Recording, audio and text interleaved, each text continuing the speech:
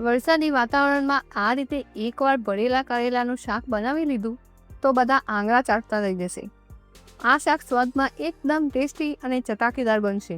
આ શાકને હળદર મીઠામાં ચોળવાની ઝંઝટ વગર ફક્ત અડધી વાટકી જેટલો ચણાના લોટમાં અને રેગ્યુલર મસાલા સાથે આપણે એક લસણીયો મસાલો પણ તૈયાર કરીશું. અને તેને જ્યારે કારેલામાં ભરીને શાક બનાવશો ત્યારે તે સ્વાદમાં એટલું જબરજસ્ત બને છે કે બધા આંગળા ચાટતા રહી જાય. તો ચાલો રેસીપી શરૂ કરીએ. તો સૌથી પહેલાં શાકના મસાલામાં એડ કરવાની ચટણી બનાવવા મેં અહીંયા 7 થી 8 કળી લસણની લીધેલી છે.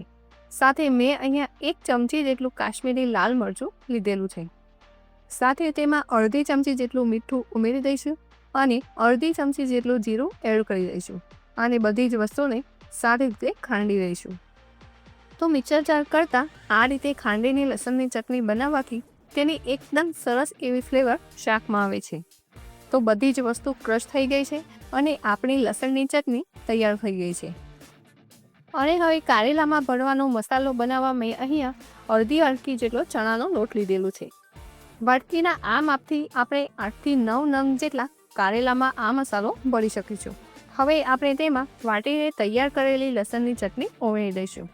સાથે મસાલામાં અડધી ચમચી જેટલી હળદર, અડધી ચમચી જેટલું લાલ મરચું પાવડર, 1 મોટી ચમચી જેટલો ધાણા જીરું પાવડર અને સાથે અડધી ચમચી જેટલો ગરમ મસાલો લીધેલો છે.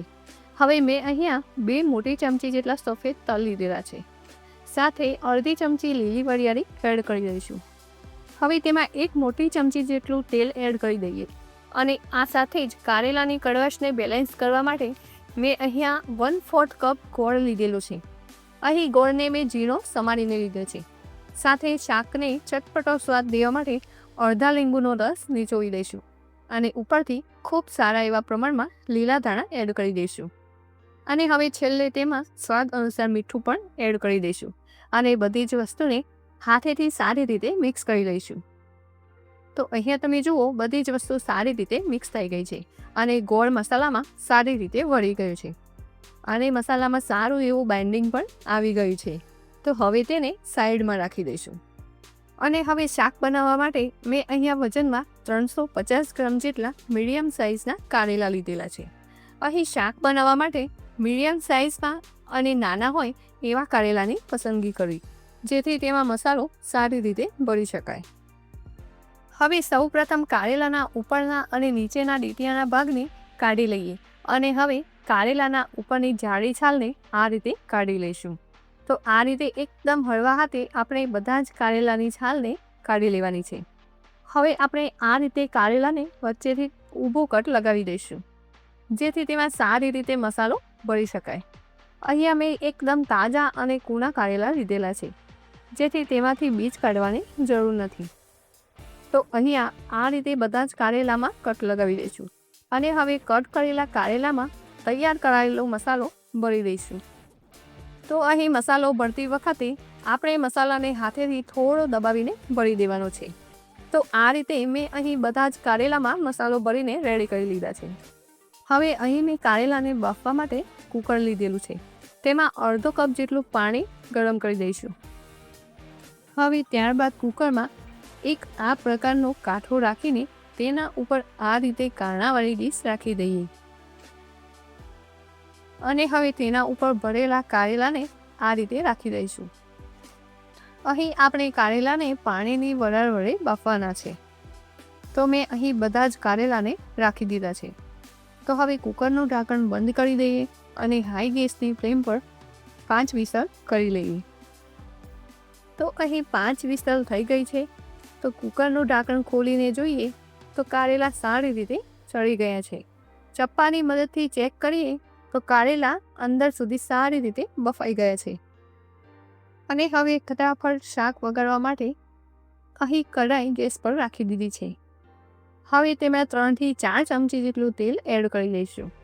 તેલ સારી રીતે ગરમ થાય એટલે તેમાં અડધી ચમચી જીરું સાંતળી લઈશું.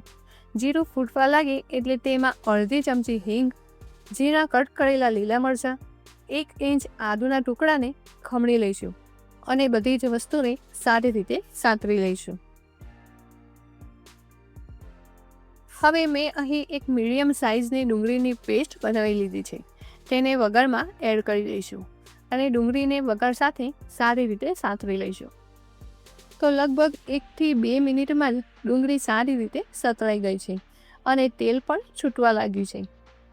તો હવે તેમાં 1 નંગ ટામેટાની પ્યુરીને એડ કરી દઈશું અને સારી રીતે મિક્સ કરી દઈશું. બધી જ વસ્તુ સારી રીતે મિક્સ થઈ જાય એટલે આપણે તેમાં મસાલા કરીશું.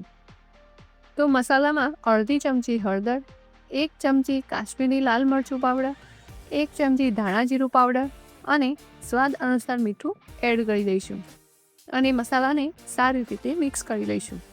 તો અહીં લગભગ 2 થી 3 મિનિટમાં જ મસાલા સારી રીતે સતળાઈ ગયા છે અને તમે જોઈ શકો છો શાક માટે ગ્રેવી બનીને તૈયાર જ છે અને ગ્રેવીમાંથી તેલ પણ છૂટું પડવા લાગ્યું છે. તો હવે આ સમયે કારેલા ભળ્યા પછી વધેલા મસાલાને ગ્રેવીમાં એડ કરી દઈએ અને તેને ગ્રેવી સાથે સારી રીતે સાતવી લઈએ. અહીં મસાલામાં આપણે કાચા ચણાના લોટનો ઉપયોગ કર્યો છે એટલે આપણે તેને સારી રીતે શેકી લઈશું. તો અહીં તમે જુઓ મસાલો સારી રીતે શેકાઈ ગયો છે. તો હવે તેમાં તમારે જેટલી ગ્રેવી કરવી હોય એટલું ગરમ હૂંફાળું પાણી એડ કરીશું અને બધી જ વસ્તુને સારી રીતે મિક્સ કરી લઈશું.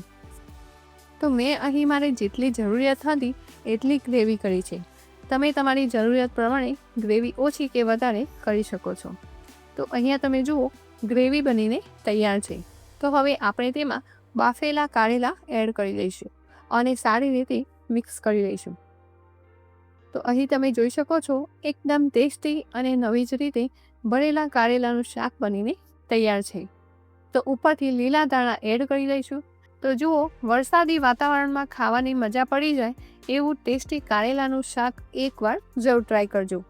જો તમને મારી આજની રેસીપી ગમી હોય તો કોમેન્ટ કરીને જરૂર જણાવશો અને વિડીયો ગમી હોય તો લાઇક, શેર અને સબસ્ક્રાઈબ કરવાનું ના ભૂલતા.